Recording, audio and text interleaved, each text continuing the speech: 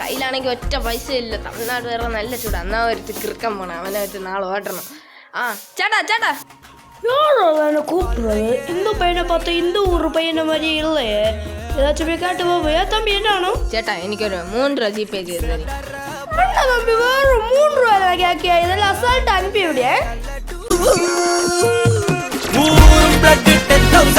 ചേട്ടാ എനിക്കൊരു 10 രൂപ ഇട്ട് തരും. என்ன தம்பி 10 ரூபாய் கேக்க? இன்னும் கொஞ்சம் கூட்டி காடு தம்பி. അപ്പോൾ ഒരു 1000 രൂപ അയക്കും ചേട്ടാ. என்ன தம்பி கூட்டியாக்க சொன்னா 1000 ரூபாய் கேக்கியா?